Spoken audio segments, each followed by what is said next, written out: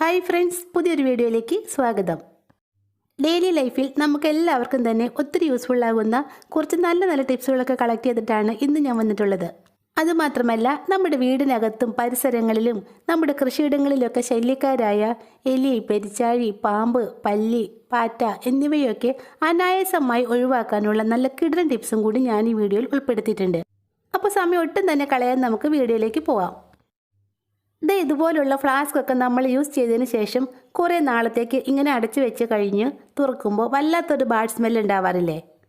അതുപോലെ തന്നെ നമ്മുടെ ഫുഡ് ഐറ്റംസ് ഒക്കെ ചൂടാറാതെ സൂക്ഷിക്കുന്ന കാസറോളും ഇതുപോലെ തന്നെ യൂസ് ചെയ്തതിന് ശേഷം കുറച്ച് നാൾ അടച്ചു വെച്ച് കഴിഞ്ഞ് പിന്നീട് അത് തുറക്കുമ്പോൾ അതിൽ നിന്നും വല്ലാത്ത സ്മെല്ല് ഉണ്ടാവാറുണ്ട്. ഉപയോഗത്തിന് ശേഷം അടച്ചു വെക്കുന്ന നമ്മുടെ ഫ്ലാസ്കിൻ്റെയും കാസറോളിൻ്റെയൊക്കെ ആ ബാഡ് സ്മെല്ല് മാറി കിട്ടുന്നതിന് വേണ്ടിയുള്ള നല്ലൊരു ടിപ്പാണ് കേട്ടോ ഇനി പറയുന്നത്. കുറേ നാളത്തേക്കൊക്കെ അടച്ചു വയ്ക്കാനുള്ള നമ്മുടെ ഫ്ലാസ്കും കാസറോളൊക്കെ സോപ്പിട്ട് നന്നായിട്ട് കഴുകി തുടച്ച് ഉണക്കിയെടുത്തതിന് ശേഷമാണ് ഈ ടിപ്പ് ചെയ്യേണ്ടത്. ഇതിനായിട്ട് നമുക്ക് വേണ്ടത് കുറച്ച് ന്യൂസ് പേപ്പർ കഷ്ണങ്ങളാണ് കേട്ടോ. നന്നായിട്ട് കഴുകി തുടച്ച് ഉണക്കിയെടുത്ത് നമ്മുടെ ഫ്ലാസ്കിലേക്കും കാസറോളിലേക്കും ഒക്കെ ഈ ന്യൂസ് പേപ്പർ കഷ്ണങ്ങൾ ഇതുപോലെ ഒന്ന് വെച്ചു കൊടുക്കാം. ചെറുതായി മുറിച്ച പേപ്പർ പീസ് ഇട്ടതിന് ശേഷം നമ്മുടെ ഫ്ലാസ്കും കാസറോളൊക്കെ നന്നായിട്ടൊന്ന് അടച്ച് സൂക്ഷിച്ച് വയ്ക്കാം. ഇനി ഇത് എത്ര നാൾ കഴിഞ്ഞിട്ട് തുറന്നാലും ഇതിൽ നിന്നും ഒട്ടും ബാഡ് സ്മെൽ ഉണ്ടാവില്ല. ഫ്ലാസ്കിൻ്റെ ഉള്ളിലും കാസറോളിൻ്റെ ഉള്ളിലേക്ക് ഉണ്ടാവുന്ന ആ ചീത്ത മണം നമ്മൾ ഇട്ടുകൊടുത്ത പേപ്പർ വലിച്ചെടുത്തോളും. അതുകൊണ്ട് എത്ര നാൾ കഴിഞ്ഞിട്ട് തുറന്നാലും ഇതൊക്കെ നല്ല ഫ്രഷ് ആയിട്ട് തന്നെ ഇരിക്കും. എല്ലാവർക്കും യൂസ്ഫുൾ ആകുന്ന നല്ലൊരു ടിപ്പല്ലേ ഇത്? അറിയാത്തവരുണ്ടെങ്കിൽ ഉറപ്പായിട്ടും ചെയ്ത് നോക്കണേ.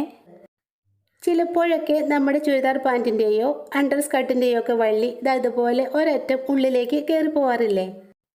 അപ്പോൾ നമ്മൾ എന്താ ചെയ്യാറ്? വള്ളിയുടെ മറ്റേ തുമ്പ് പിടിച്ച് പുറത്തേക്ക് വലിച്ചെടുക്കും. ഇനി ഇതിൻ്റെ അറ്റത്ത് പിന്നെ കുത്തിയതിന് ശേഷം വീണ്ടും ഇത് ഉള്ളിലേക്ക് കയറ്റി കൊടുക്കും. നമ്മുടെ സമയം വേസ്റ്റ് ആക്കുന്ന തൊല്ല പിടിച്ച ഒരു പണിയാണിത്. ചിലപ്പോൾ വള്ളിയുടെ അറ്റം ഒരല്പം മാത്രമായിരിക്കും ഉള്ളിലേക്ക് കയറിയിട്ടുണ്ടാകുക. അതെടുക്കാൻ നമുക്ക് വലിയ ബുദ്ധിമുട്ടുമായിരിക്കും. ഈ ഒരു സൂത്രം ചെയ്താൽ വളരെ പെട്ടെന്ന് തന്നെ നമുക്ക് വള്ളിയുടെ തുമ്പ് എടുക്കാൻ സാധിക്കും. ഒരു ചെറിയ കത്രിക വള്ളിയിടുന്ന വിടവിനകത്തേക്ക് ഇതുപോലെ ഒന്ന് കയറ്റി കൊടുക്കാം. ഇനി വള്ളിയുടെ തുമ്പ് എവിടെയാണെന്ന് കൈകൊണ്ട് ഒന്ന് തൊട്ട് മനസ്സിലാക്കിയ ശേഷം ഈ കത്രികയുടെ തുമ്പ് അതിലൊന്ന് പിടിപ്പിക്കാം. വള്ളിയുടെ തുമ്പിൽ പിടിപ്പിച്ചതിന് ശേഷം കത്രിക പുറകോട്ട് വലിച്ചെടുത്താൽ മതി. കണ്ടോ, വള്ളി ഈസി ആയിട്ട് പുറത്ത് വന്നത്. നമ്മുടെ അടുത്ത ടിപ്പ് ചെയ്യാനായിട്ട് ഞാനിവിടെ എടുത്തിരിക്കുന്നത് സ്പൈസസിലൊക്കെ കിട്ടുന്ന തക്കോലാണ് കേട്ടോ. സ്പൈസസിൻ്റെയൊക്കെ ആ സ്മെല്ല്, അതായത് ഗ്രാമ്പൂ, പട്ട, തക്കോലം ഇവയുടെയൊക്കെ ആ സ്മെല്ല് നമ്മുടെ വീടിനകത്തും പരിസരത്തുമുള്ള എലി, പല്ലി, പാറ്റ, കൊതുക് എന്നിവയെ തുരത്തി ഓടിക്കാനുള്ള നല്ലൊരു റെമഡിയാണ് കേട്ടോ.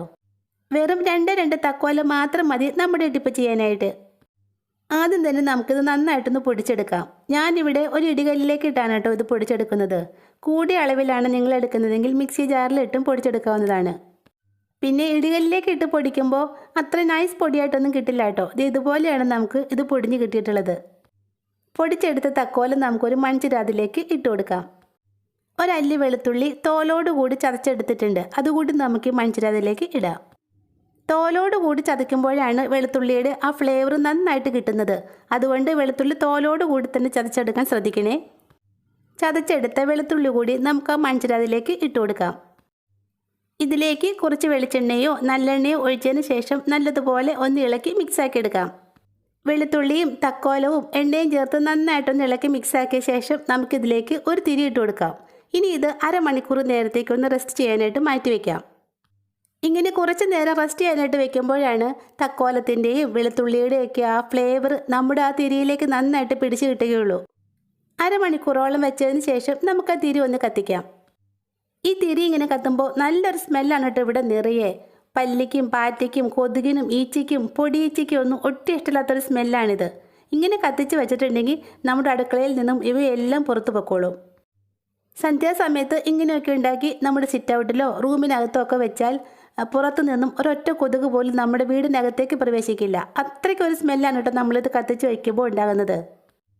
പിന്നെ ഇതുണ്ടാക്കാൻ നല്ല എളുപ്പമല്ലേ? കുറച്ച് കൂടുതൽ തക്കോല എടുത്ത് മിക്സിയിൽ ഒന്ന് പൊടിച്ച് വെച്ചാൽ 1-2 വെളുത്തുള്ളി അല്ലി കൂടി ചതച്ച് ഒരല്പം വെളിച്ചെണ്ണ ഒഴിച്ച് കത്തിച്ചാൽ മാത്രം മതിയല്ലോ. വീടിനകത്ത് ഒളിച്ചിരിക്കുന്ന കൊതുകിനെയും ഈച്ചയെയും ഒക്കെ തുരത്തി ഓടിക്കാനുള്ള നല്ലൊരു മരുന്നാണിത്. മാത്രമല്ല കെമിക്കൽസ് ഒട്ടും തന്നെ ചേർക്കാത്തതുകൊണ്ട് കുഞ്ഞുങ്ങളുള്ള വീടുകളിൽ പോലും ധൈര്യമായിട്ട് നമുക്കിത് ഉപയോഗിക്കാം. അപ്പോൾ കൊതുകിൻ്റെയും ഈച്ചയുടെയൊക്കെ ശല്യം കൂടുതലുള്ള ഈ സമയത്ത് ഉറപ്പായിട്ടും നിങ്ങൾ ഈ ടിപ്പ് ഒന്ന് ചെയ്ത് നോക്കണേ. അടുത്ത ടിപ്പ് ചെയ്യാനായിട്ട് ഞാനിവിടെ ഇതുപോലുള്ള നല്ല പഴുത്ത ഒരു തക്കാളിയാണ് എടുത്തിട്ടുള്ളത്. നമ്മുടെ വീടിനകത്തും പരിസരത്തും കൃഷിയിടങ്ങളിലേക്കുള്ള എലി, പെരിച്ചാഴി എന്നിവയെ കൂട്ടത്തോടെ തുരത്തി ഓടിക്കാനുള്ള നല്ലൊരു ടിപ്പാണ് കേട്ടോ നമ്മൾ തക്കാളി വെച്ച് ചെയ്യുന്നത്. എലിക്കും പെരിച്ചാഴിക്കൊക്കെ ഒത്തിരി ഇഷ്ടമുള്ള ഒരു ഐറ്റമാണ് തക്കാളി. അത് നല്ല പഴുത്ത തക്കാളിയാണെങ്കിൽ അവ കൂട്ടത്തോടെ വന്ന് ഇത് തിന്നോളും. അതുമാത്രമല്ല, ഇങ്ങനെ എലികളെ ഇല്ലാണ്ടാക്കി കഴിഞ്ഞാൽ നമ്മുടെ പരിസരത്തുള്ള പാമ്പിൻ്റെ ശല്യവും ഗണ്യമായി കുറയും. തക്കാളി ഞാനിവിടെ ഇതുപോലെ ഒന്ന് മുറിച്ചെടുത്തിട്ടുണ്ട്. ഇനി നമുക്കിതിലേക്ക് കുറച്ച് ഐറ്റംസ് കൂടി ചേർത്ത് കൊടുക്കാം. ഇതിലേക്കായിട്ട് നമുക്ക് കുറച്ച് തീപ്പെട്ടി കൊള്ളികൾ വേണം. ഒരു 7-8 തീപ്പെട്ടി കൊള്ളികളാണ് ഞാനിവിടെ എടുത്തിട്ടുള്ളത്. തീപ്പെട്ടി കമ്പിൻ്റെ അറ്റത്തുള്ള ആ മരുന്ന് മാത്രമാണ് നമുക്കിവിടെ ആവശ്യമുള്ളത്. അത് കൈകൊണ്ട് ഇതുപോലെ ഒന്ന് ഞരടി പൊടിച്ചെടുക്കാം. ഫോസ്ഫറസ്, സെസ്ക്യൂ സൾഫൈഡ്, പൊട്ടാസ്യം ക്ലോറേറ്റ് എന്നീ ഹാംഫുൾ കെമിക്കൽസാണ് നമ്മുടെ തീപ്പെട്ടി കമ്പിൻ്റെ ഈ ഹെഡിലുള്ളത്. ഏത് ജീവികളുടെ ഉള്ളിലേക്കും ഇത് കൂടിയ അളവിൽ ചെന്ന് കഴിഞ്ഞാൽ അത് അവയുടെ ഡൈജഷനെ ബാധിക്കുകയും ക്രമേണ ആ ജീവികൾ ചത്തുപോവുകയും ചെയ്യും. അതുകൊണ്ട് കുഞ്ഞുങ്ങളൊക്കെ തീപ്പെട്ടി എടുക്കുമ്പോൾ പ്രത്യേകം ശ്രദ്ധിക്കണേ. ഈ തീപ്പെട്ടി കമ്പൊക്കെ വായിൽ വെച്ച് അവരിങ്ങനെ ചപ്പി കുടിക്കും. അപ്പോൾ അതിലെ കെമിക്കൽസൊക്കെ കുഞ്ഞുങ്ങളുടെ വയറ്റിലെത്തുകയും അത് പല ആരോഗ്യ പ്രശ്നങ്ങൾ ഉണ്ടാക്കുകയും ചെയ്യും. അതുമാത്രമല്ല, കൂടിയ അളവിൽ ഈ മരുന്നൊക്കെ ഉള്ളിൽ ചെന്നാൽ കുഞ്ഞുങ്ങൾക്ക് അപകടം സംഭവിക്കാനും സാധ്യതയുണ്ട്. 8 തീപ്പെട്ടി കമ്പിലെയും മരുന്ന് ഞാനിവിടെ തക്കാളിയുടെ മുകളിലേക്ക് ഇട്ട് കൊടുത്തിട്ടുണ്ട്. ഇനി നമുക്കിതിലേക്ക് ഒരു 1/4 ടീസ്പൂൺ ബേക്കിംഗ് സോഡ കൂടി ഇട്ട് കൊടുക്കാം. ആസിഡിക് നേച്ചർ ആണല്ലോ നമ്മുടെ തക്കാളി. അപ്പോൾ നമ്മുടെ തക്കാളിയിലുള്ള ആസിഡും അതുപോലെ തീപ്പെട്ടി കമ്പിലുള്ള കെമിക്കൽസും നമ്മൾ ഇട്ട് കൊടുത്ത ബേക്കിംഗ് സോഡയും കൂടി ചേരുമ്പോൾ നല്ലൊരു കെമിക്കൽ റിയാക്ഷനാണ് ഇവിടെ നടക്കുന്നത്. എലി, പെരിച്ചാഴി എന്നിവയെ കൂട്ടത്തോടെ കൊന്നൊടുക്കാനുള്ള നമ്മുടെ മരുന്ന് ഇവിടെ റെഡി ആയിട്ടുണ്ട്. പക്ഷേ ഇതിങ്ങനെ വെച്ചാലൊന്നും എലിയും പെരിച്ചാഴിയും ഒന്നും ഇതിൻ്റെ അടുത്തേക്ക് പോലും വരില്ല. അതിന് വേണ്ടി നമുക്കിതിലേക്ക് ഒരു ഐറ്റം കൂടി ചേർത്ത് കൊടുക്കാം. മണം പിടിച്ച് വരുന്ന ജീവികളാണ് എലികൾ. അപ്പോൾ എലികളെ നമ്മുടെ മരുന്നിനടുത്തേക്ക് ഒന്ന് ആകർഷിക്കുന്നതിന് വേണ്ടി നമുക്കിതിലേക്ക് ഒരല്പം ശർക്കര ഇട്ട് കൊടുക്കാം. ഒരു കുഞ്ഞു പീസ് ശർക്കര നന്നായിട്ടൊന്ന് പൊടിച്ചതിന് ശേഷം നമുക്ക് ഈ തക്കാളിയുടെ മുകളിലേക്ക് ഒന്ന് സ്പ്രെഡ് ചെയ്ത് കൊടുക്കാം. തക്കാളി നീരും ശർക്കരയും ചേർന്നപ്പോൾ നല്ലൊരു സ്മെല്ലാണ് കേട്ടോ. എലികളെയും പെരിച്ചാഴികളെയൊക്കെ ആകർഷിക്കാൻ പോകുന്ന നല്ലൊരു സ്മെല്ലാണിത്. എലി, പെരിച്ചാഴി എന്നിവയുടെ ശല്യമുള്ള സ്ഥലങ്ങളിൽ, അതായത് നമ്മുടെ മുറ്റത്തിൻ്റെ അരികിലും കാർപോർച്ചിലും മതിലിൻ്റെ സൈഡിലും ഒക്കെയാണ് എലിയുടെയും പെരിച്ചാഴിയുടെയൊക്കെ ശല്യം കൂടുതലായിട്ടുള്ളത്. അവിടെയൊക്കെ നമുക്ക് ഇതുപോലുള്ള ഓരോന്നുണ്ടാക്കി വയ്ക്കാം. സന്ധ്യാസമയത്താണ് എലിയൊക്കെ തീറ്റ തേടി നമ്മുടെ വീടിൻ്റെ പരിസരത്തേക്ക് വരുന്നത്. അപ്പോൾ ആ സമയത്ത് ഉണ്ടാക്കി വയ്ക്കുന്നതാണ് ഏറ്റവും നല്ലത്. തക്കാളിയുടെയും ശർക്കരയുടെയൊക്കെ മണം പിടിച്ചു വരുന്ന എലികൾ നമ്മുടെ മരുന്ന് മുഴുവനോടെ തന്നെ തിന്നും. അങ്ങനെ അവയുടെ വയറിനകത്ത് നമ്മുടെ മരുന്നെത്തുമ്പോൾ തീപ്പെട്ടിക്കൊള്ളിയിലെ കെമിക്കൽസും നമ്മുടെ ബേക്കിംഗ് സോഡയും ചേർന്ന് അവയുടെ വയറിനുള്ളിൽ പ്രവർത്തിക്കും. കെമിക്കൽസ് എല്ലാം കൂടി ചേർന്ന് അവയുടെ ദഹന വ്യവസ്ഥയെ ബാധിക്കുകയും അവ വെള്ളത്തിനായി ദാഹിച്ച് പരവേശപ്പെട്ട് എങ്ങോട്ടെങ്കിലേക്ക് ഓടിപ്പോവുകയും ചെയ്യും. അപ്പോൾ ഹാംഫുള്ളായ കെമിക്കൽസ് ഒന്നും തന്നെ ഇല്ലാതെ, പൈസ മുടക്ക് അധികം ഒന്നും ഇല്ലാതെ തന്നെ നമ്മുടെ പരിസരത്തുള്ള എലികളെ കൂട്ടത്തോടെ തുരത്തി ഓടിക്കാനുള്ള ഈ ടിപ്സ് നിങ്ങൾക്ക് യൂസ്ഫുള്ളായി തോന്നുവാണെങ്കിൽ ഈ ചാനൽ സബ്സ്ക്രൈബ് ചെയ്തേക്കണേ. താങ്ക്